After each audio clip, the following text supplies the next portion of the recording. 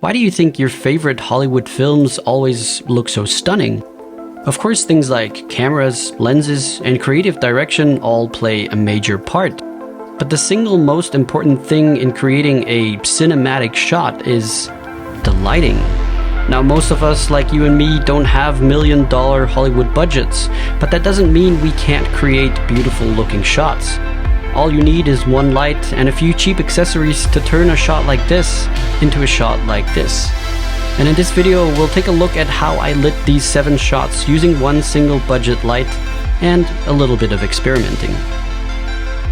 For each setup, I was using this Godox SL60 Mark IID, an affordable daylight COB light. You can find a link to this light down in the video description. Let's take a look at the first shot, the nighttime bed scene. It's a very simple setup where I had the Godox with the reflector attached, pointing at an angle to a white wall. That wall was serving as a bounce to create a soft light that could resemble the moonlight. But there was a little issue with only bouncing the light off the wall. Because the room is white, I don't want it to bounce everywhere. That's why I have this blanket and a bounce board there to create a dark side on my face, so that I'm keeping a bit of contrast there. The dark blanket and the black bounce are serving as negative fill. That means these two dark surfaces are actually removing light from one side of my face, as opposed to regular fill, which adds light to a subject. Regular fill, or simply fill, could be a white wall or any other white surface, and I'll show you some examples of that further in the video. But first, why do you think I wanted to remove light? Well, if we look at the same scene without the negative fill, you can tell the lighting is very even and flat. This makes for a less interesting looking shot. By adding negative fill, the light becomes more directional and helps sell the effect that it could be moonlight shining through a window. It also adds contrast to the shot by creating a dark side and a light side to the character. Another thing that helps convey the nighttime effect is the blue color grade. A warmer color grade turns the same shot into more of a morning shot.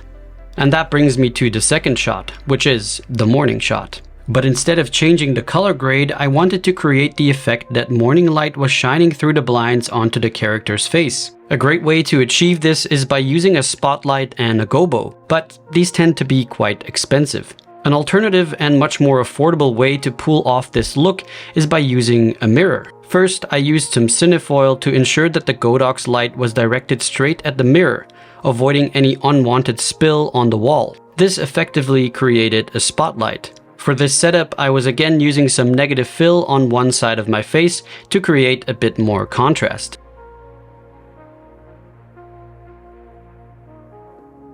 In the next setup, the character is in the kitchen quite dramatically backlit by the morning sun. Here I placed the Godox outside, pointing at an angle towards the window. I made sure that the light was at a height where it could mimic the morning sun, and positioned it in a way that the light would sort of peek past the kitchen cupboard in the background.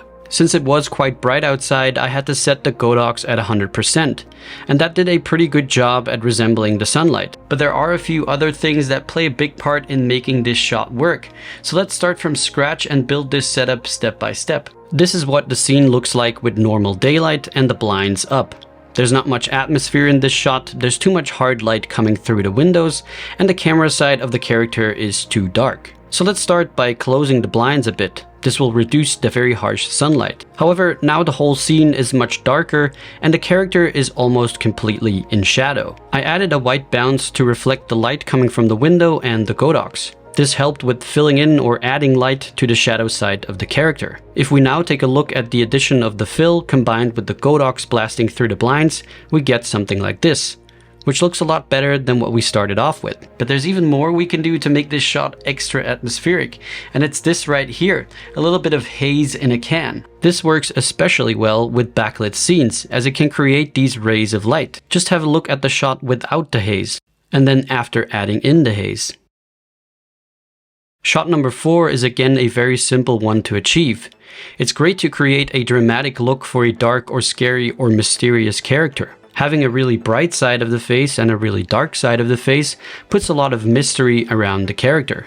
The important thing here is to put the light at an angle towards your subject, because that's what will create that sharp contrast. I mounted barn doors on the Godox light, allowing me to direct the light towards the face and limiting any light spilling onto the walls behind me. If we look at the same shot but without the barn doors attached, you can tell there's a lot of light spilling on the wall behind me and also on the shadow side of my face. This makes the shot a lot less moody and dark.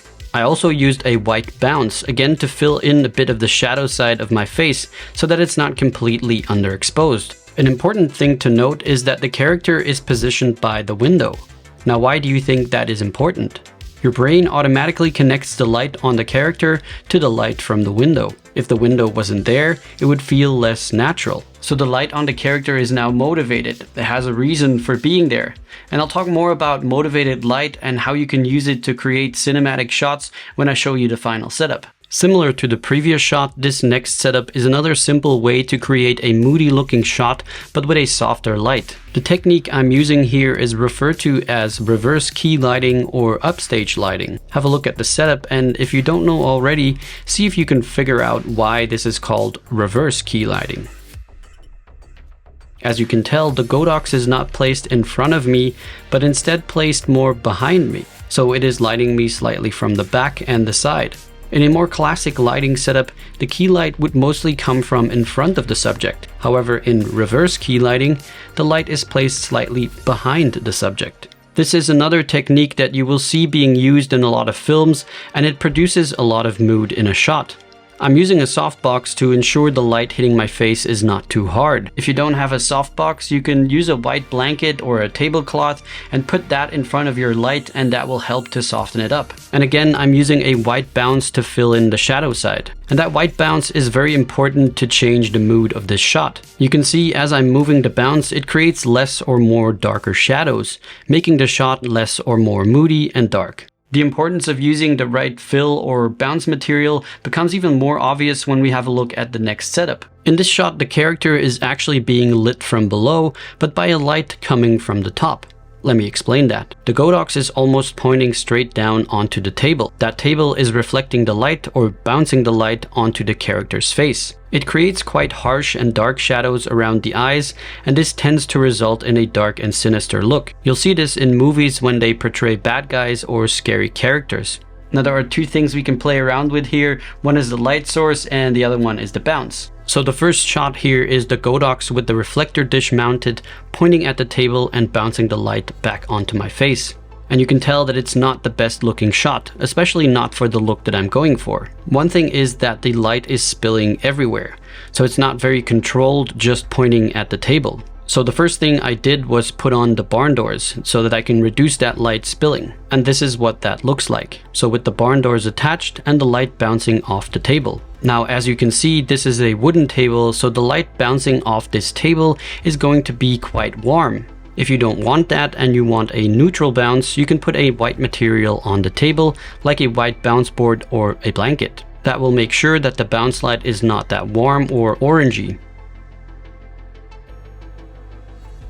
If you want to go for an even darker look, you can change the white bounce material with a dark bounce material like this blanket. That is going to reduce the light reflecting and create a much darker shot. And we can even go a different route by controlling that top light even more. For example, by attaching some cinefoil and creating more of a spotlight towards the table. This way we will have even less light spilling. And this works really well to have kind of a character appear out of the dark and reveal himself slightly into the light. Depending on either a black or white bounce, the shot will become more or less dark and dramatic.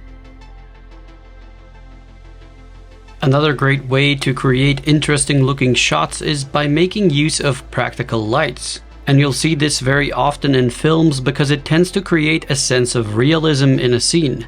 It helps sell the illusion that what we are seeing on screen is not an artificial set with artificial lights. A practical light is any light source that is visible in the scene. So in this shot, the practicals are these two lamps. The purpose of these lights is to motivate the light that is in fact lighting the subject. Because in most cases, as you can see here, the practical light itself is not strong enough to actually light the subject. The first thing I tried was setting up the Godox out of frame behind me and pointing at a gold reflector. This is what that looked like. Not too bad, but a few things I was unhappy with.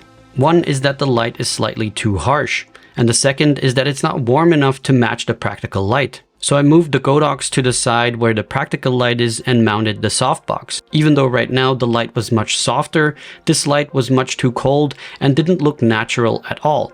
After all, we wanted to create the effect that the character is being lit by the lamp. So I got some orange foil and placed it inside the softbox in front of the light, which worked quite well to warm up the light. I won't say that this is perfect, and ideally you would use a bicolored light like the Godox SL60 Mark II Bi, where you can just dial in the correct light temperature. However, now the shot is looking pretty good, but because there is a white wall on the shadow side of the character, it's actually filling in that side too much. So I decided to add some negative fill on that side to create more contrast, and I think the result looks much better. One last thing I want to mention about this setup is the second practical in the background. That one helps to separate the subject from the background and also serves as a bit of a fill light for that background. Without it, the shot loses depth and it doesn't feel very complete. So you can tell that there are a lot of possibilities when it comes to lighting a scene with a limited set of equipment. It's all about experimenting and using what you have to create something interesting. Now, I'm by far not an expert in the field, and I am learning as I go. So you're welcome to leave your critique or advice in the comment section. What are things you guys do to create beautiful light without a big budget? Anyway, that's it for me. Thanks a lot for watching, and I'll see you in the next one.